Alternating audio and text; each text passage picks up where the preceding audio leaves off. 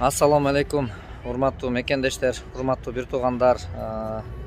Бүгүнкү күндө ушул багып коомчулуктан ушундай ар кандай бир көйгөйлүү, бир жүрөк оорутарлык кайрылууларды менен кайрылганда чындыгында жүрөк ооруйт, бирок жүрөк оорутуп эле бир көңүл сыртында калтырып коюу мүмкүн эмес экендигин көрүп, бүгүн биз аздыр көптүр кичине аракет кылып, ортодо бир көпүрө болуп берип койсок экен деген жакшы ниетте бүгүн аракет кылып келебиз.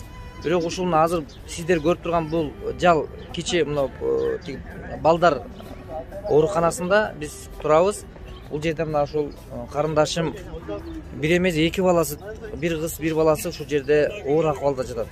Бир эмес эки баласы. Эми акыбал чындыгында айтып отурганга мындай кыйын. Мен түшүнүп турам акыбалды, бирок ошол түшүнгөндүгүмдөн кайдыгер болбостон келип ушул чыркырап, жүрөгү зырылдап турган, уйкусу качып, түн уйкусунан уктай албай турган ушул эненин жанына келип кайрылуу жасашка аргасызбыз. Бул кайрылуу дагы аргасыз кайрылуу, урматтуу мекендешим. Кудайым буйрса анан өзүң дагы айтсаң, карындашым, бул жерде азыр канча убакыт болду, кызың эмне акыбалда жатат, тиги уулуң кандай эмеде жатат, реанимацияда деп угуп келдим, Ушу тууралуу айтсаң. Саламатсыздарбы, мен Сулайманова Сабиха. Мен биринчи суббота күнү кызымды алып келдим больницага. Көзү шишип кетип, гайморит болуп, көзүнө тееп кетип, суббота күнү кызымды операция кылдык. Воскресенье күнү балам үйдө тяжелый болуп, баламды алып келдик. Азыр балам реанимацияда жатат, тяжелый деп жатышат. Жардам берип койсоңуздар. Кудай буйруса сөзсүз жараткандын эң башкысы жараткандын жардамы болсун, карындашым. Аллахтан биз көптөн көп тилектешпиз. Эч бир ата эненин кашында алдында, көз алдында балдар оорубасын, кыздар эч убакта оорубасын.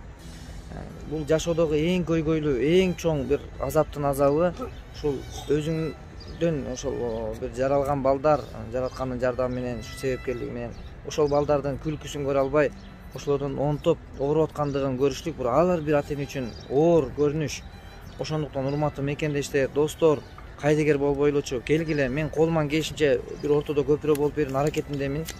Бул жерде мынакей карындашым, бул Москвадагы Ак Тилек деген биздин боордошубуз бар, мекендешибиз бар, көптөгөн адамдарга үй бүлөсү менен жардамын берип келет.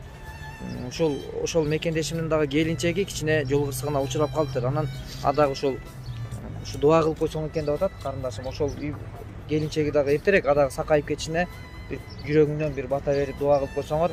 Экинчиден ушул кыргыздын ушундай бир кызы Айгерим Расул кызы деп алгач 15 000 сом бөлүп берген, аны таратып бердик.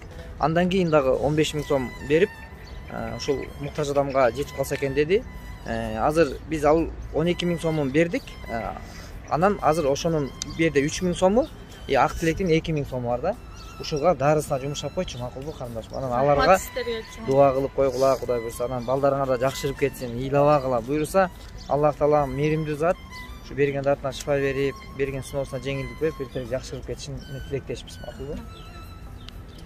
Рахмат сиздерге. Ак Тилек байке, аялыңыз эсин аман жакшы болуп кетсин. Айгерим эже, сизге дагы чоң рахмат. Ийгиликтүү болуңуз. Кудай буйруса. Урматтуу достор, дайыма бирге болойлу, ынтымакта, биримдикте болойлу. Бирибизге бирибиз ушул сиздерден өтүнүч. Видеону көрүп, жөн эле көрүп койбостон, көңүл сыртында жөн эле карап жылдыр өтүп койбостон, кылчайып бир карап койсоңуздар, акыбалы оор. Колдон келген жардамыбызды берели, жараткандын жардамы болсун, эч бир үй бүлөдө уул балдар, кыздары, ата энелер оорубасын.